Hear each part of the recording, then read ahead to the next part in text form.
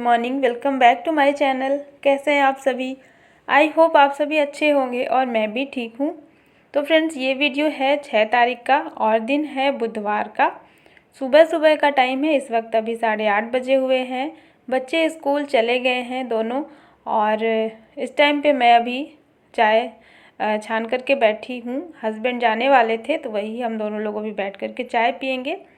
और इसके बाद चाय पीने के बाद मैं थोड़ा सा अपना वीडियो का काम करने लगी थी। तो जैसे ही वीडियो का काम कर रही थी उसी टाइम पे लगभग 9:30 पौने 10 के आसपास आरुष के स्कूल से फ़ोन आया कि आरुष की तबीयत ठीक नहीं है, तो आप ले के जाइए, आरुष को फ़ीवर हो रखा है।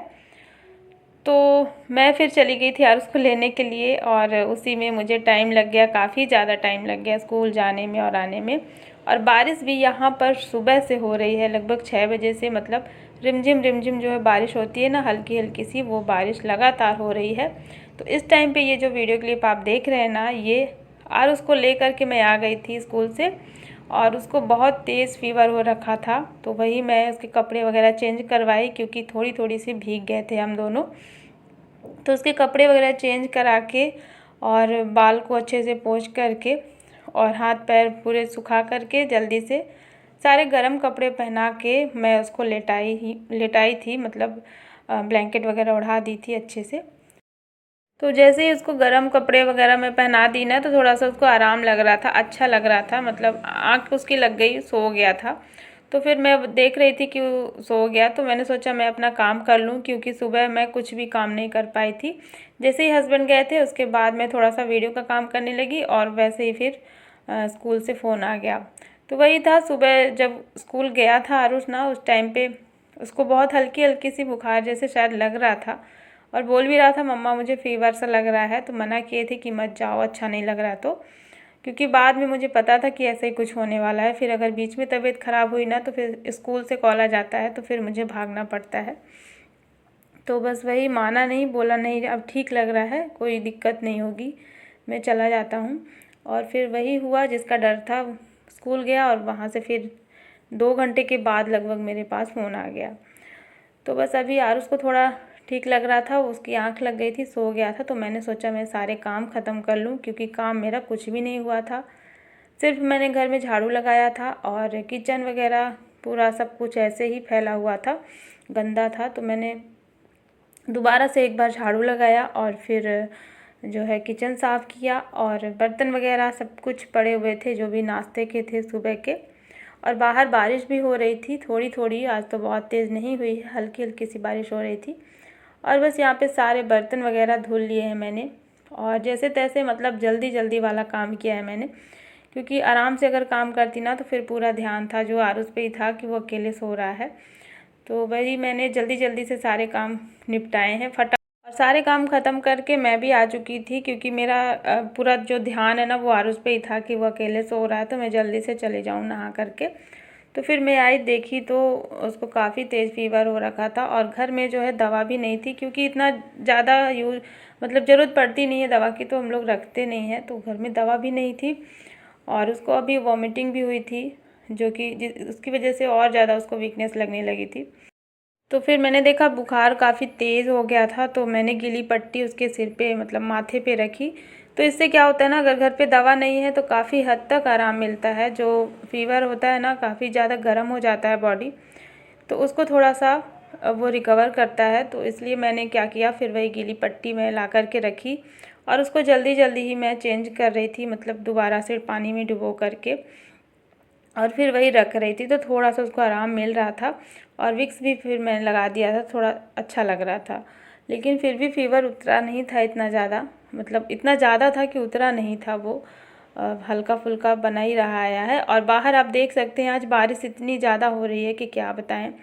मैं जा भी नहीं सकती थी उसको लेकर के कि मैं हॉस्पिटल लेकर के जाऊं, क्योंकि डर था कि अगर भीग जाएगा तो और फिर दिक्कत हो जाएगी, जो भी अभी तबीयत है उससे भी और ज़्यादा ख़राब हो सकती है। तो फिर मैंने वही ठंडी पट्टी रखी उसके सिर पे, और जब तक थोड़ा सा उसको रिलैक्स मिला तब तक मैं आ गई थी किचन में, क्योंकि दोपहर का खाना भी बनाना था।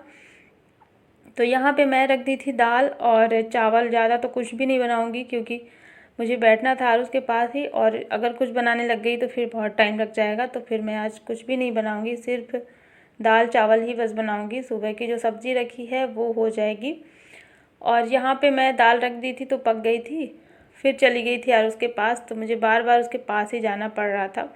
मैं खाना चढ़ा करके चली गई थी, और दाल जो है पक गई है तो मैं इस पर सिर्फ तड़का लगाऊंगी। तो बस वही जीरा मिर्ची से और थोड़ा सा हींग डाल करके फिर मैं दाल में तड़का लगा दूंगी।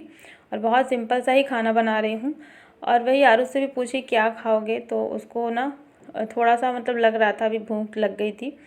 तो मैं पूछ रही थी कि खिचड़ी खाओगे क्या, तो वही बोला हाँ ठीक है बना दीजिए, खिचड़ी खाएंगे सिंपल वाली, जो मूंग की दाल और चावल डाल करके बनती है।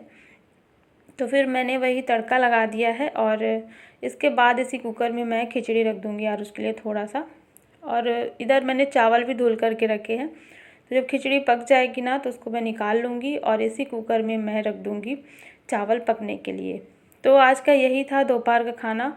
और मैं आज कुछ और ही बनाने वाली थी, मतलब पहले से मैं प्लान की थी कि मैं आज दोपहर में कुछ बनाऊँगी। तो फिर अब कोई भी मन नहीं कर रहा, मतलब कुछ भी मन नहीं कर रहा ये बनाने का, क्योंकि अगर कुछ बनाने बैठ गई ना तो बहुत टाइम लग जाएगा। और मन नहीं हो रहा था, लग रहा था किसी तरीके से बस बन जाए दाल चावल मेरा। और यहाँ पर अभी मैं पूड़ियाँ फ्राई कर रही थी, क्योंकि अन्या भी आ चुकी थी।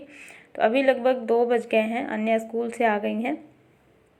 तो अन्या से पूछ रही थी क्या खाओगी, तो बोल रही है मुझे ना पूड़ियाँ खाना है, क्योंकि सुबह मैं पूड़ी ही दी थी इसको टिफ़िन में। तो बोल रही है मम्मा मुझे पूड़ी ही खाना है। तो बस यहाँ पर पूड़ी मैं फ्राई करूँगी। और हस्बैंड भी आ गए थे ऑफिस से, तो उनको तो इतना ज़्यादा पसंद है नहीं पूड़ियाँ, लेकिन फिर भी मैं यही बनाऊँगी, क्योंकि बार बार फिर किसी के लिए कुछ और किसी के लिए कुछ रोटी पूड़ी ऐसा करके ना बहुत टाइम लग जाता है। तो मैंने सोचा मैं एक साथ ही दोनों के लिए जो है पूड़ियाँ बना दूँगी, और मैं तो कुछ भी खा लूँगी, फिर मेरा नहीं रहता। जब घर में सब लोग जो खाते हैं ना वही मेरा भी चल जाता है। तो बस यहाँ पर मैं पूड़ियाँ फ्राई कर रही थी, और दोपहर का यही है लगभग खाना। और ये सारा काम जब मैं कर रही थी ना, मतलब ये जब पूड़ियाँ मैं फ्राई कर रही थी, इसके पहले ही मैं आरुष को जो है खाना खिला करके और फिर आई थी ये सारा काम करने के लिए। तो थोड़ा सा ही खाया, उसको ज़्यादा इच्छा नहीं थी, बस मैंने बोला थोड़ा सा खा लो, क्योंकि कल से कुछ भी नहीं खाया था। सुबह भी जब स्कूल गया था तब भी कुछ भी नहीं खाया था। तो मैंने थोड़ा सा ही खिलाया है, ज़बरदस्ती भी नहीं किया है, क्योंकि वॉमिटिंग के बाद ना ज़बरदस्ती नहीं करना चाहिए बच्चों के साथ। जितना भूख हो ना उतना ही खाना खिलाना चाहिए। तो थोड़ी सी खिचड़ी उसने खाई है, उसके बाद वो सो गया था, उसको आराम लग रहा था। और फीवर फिर भी अभी उतरा नहीं था। तो हस्बैंड आ चुके थे, फिर वो बोले कि खाना वगैरह खा लेते हैं, उसके बाद फिर इसको ले करके चलते हैं। तो अभी ना शाम का टाइम है, और इस टाइम पे अभी मैं चाय बना रही थी कि चाय वगैरह पी लेते हैं, और इसके बाद फिर आरुष को ले करके जाएंगे। तो अभी भी बारिश हो ही रही थी, लेकिन थोड़ा सा ना रुक गई थी बारिश। तो हम लोग जाएंगे अभी लेकर के, अन्या को नहीं ले जाएंगे, अन्या घर पर ही रहेंगी। मैं, हस्बैंड और आरुष तीनों लोग जाएंगे।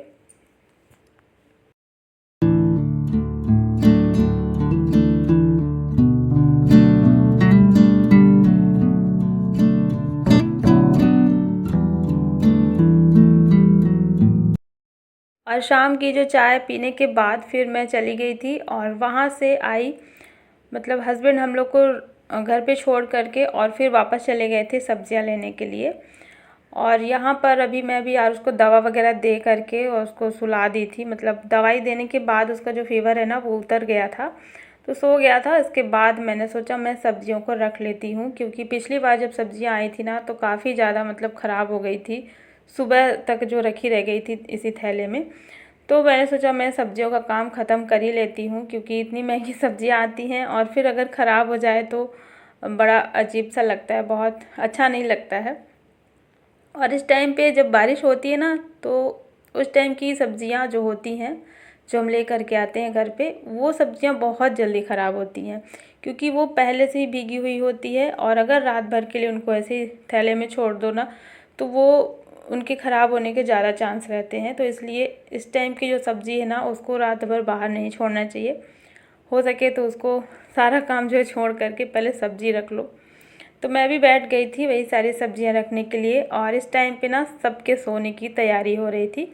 तो सब लोग इधर से उधर, इस रूम से उस रूम ऐसे ही कर रहे थे। अन्या और हस्बैंड और आरुष तो सो रहे थे।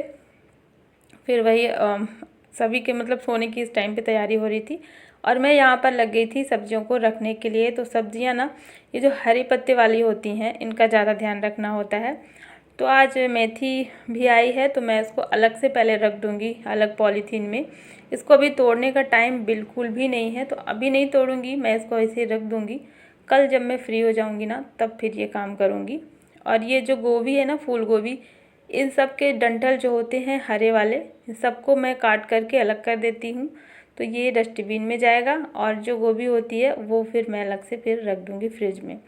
तो ये सारी सब्जियां ना ऐसे ही छांटना होता है। गोभी है और मूली है, इसके पत्ते अलग करना है, मूली को अलग करना है। तो इस तरीके से सब्जियों को काट छांट कर जो है अच्छे से रखना होता है। तो इसमें थोड़ा टाइम लग जाता है। और जो मिर्ची है और अदरक लेकर आते हैं हस्बैंड, तो उसको मैं रख देती हूँ टोकरी में धो करके यहीं पर। तो रात में जब फ़ैन चलता है ना कपड़े सूखने के लिए, तो उसी में मैं इसको रख देती हूँ तो सूख जाता है।